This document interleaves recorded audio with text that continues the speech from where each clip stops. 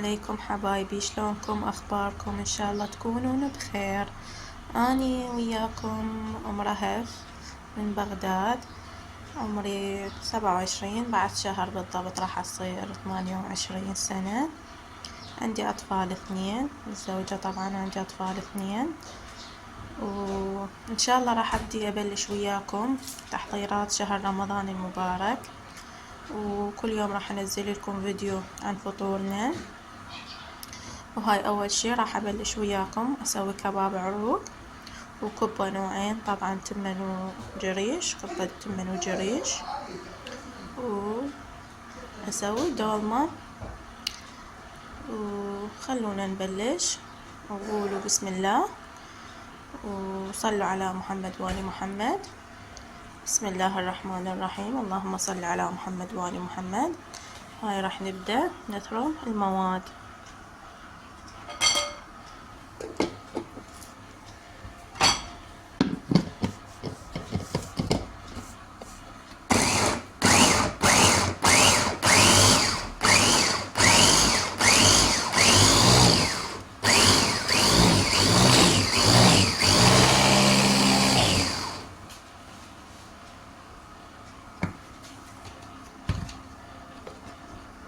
طبعا نسيت اقول لكم هنا خليت بصل وكرفس وطماطة وثوم، بس هذني المواد اني اخليها. نرجع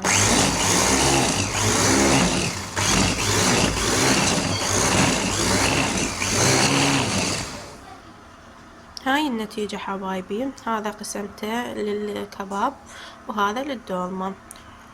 راح نخلي اللحم نوزعه، طبعا عندي هنا لحم مثروم ولية، راح اخلي قسم هنا وقسم للدولمة.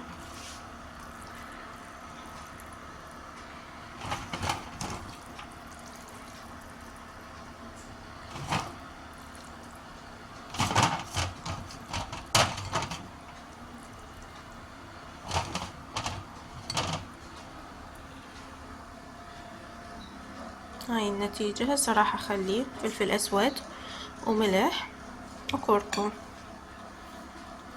هذني للكباب. ما احب اخلي اي بهارات لانه طعم اللحم يروح. هذا الملح، هذا الكركم،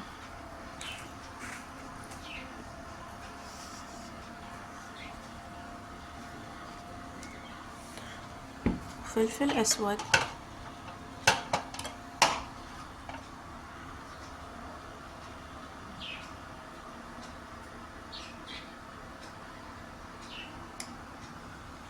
عندي الطحين. الطحين يفضل ان يكون طحين مع الحصة، مو طحين صفر، لانه طحين الحصة يصير اطيب يلزم، بس من يصير بالطحين الصفر كنت قبل اسويه، يعني ما اعرف، احس طعمه يصير مو طيب، بالاضافة الى انه يقوم يلزق. بس بالطحين الصفر مع الحصة العفو لا، يصير اطيب. هاي المعلومة يمكن ما حد يعرفها او القليل يعرفوها، اتمنى تستفادون من عندها. وهسه راح اخلطه. وهنا عندي التمن طبخته، يعني طبخ عادي، خليت له فلفل اسود وكركم وملح وبتيتا خليت وياه. هسه راح اثرمه وارجع لكم. رجعت وياكم حبايبي. هاي نتيجة التمن، شوفوا شلون صار بالمحضرة بعد ابد ما يحتاج للعجن، صار يخبل وحتى نشا ما يحتاج. هنا أنا خليت مي حار طبعا تقريبا قلاص وملح شوية، وراح اعجنه هسه. وهذا الحشو جاهز. الحشو ايضا خليت يعني بصل ولحم حمسته، خليت عليه فلفل اسود وماجي، وها هي ما اخلي بهارات عليه اني، لان اللحم طعمه يروح، يصير يعني طعم البهارات طاغي عليه، فما اخلي بهارات.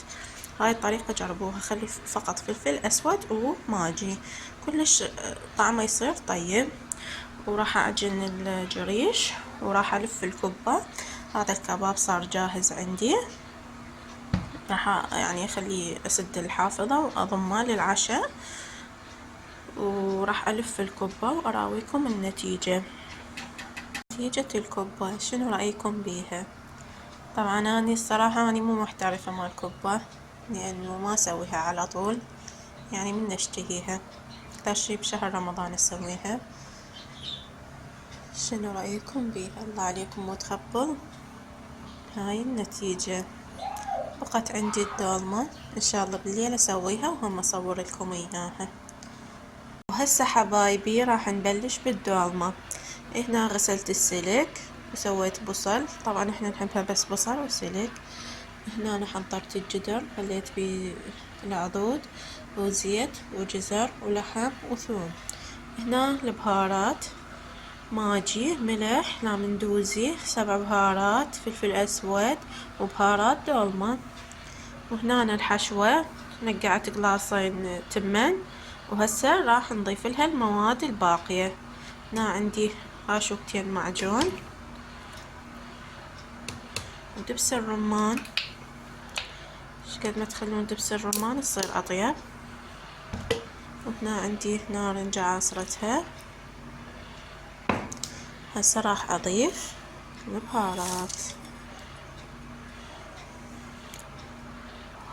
وراح أخلط وألفها. طبعا ما أقدر ألفها وأني أصور، يعني ما أقدر أصور وألفها بنفس الوقت، فراح ألفها وأراويكم النتيجة بعدين. وهنا ثرمت سبيناق على مود أفرزه، هاي الآلة وهذا السبيناق، وأيضا أخليه بالعلاقة وأضمه، شو وقت ما يعجبنا نطلع ونسوي.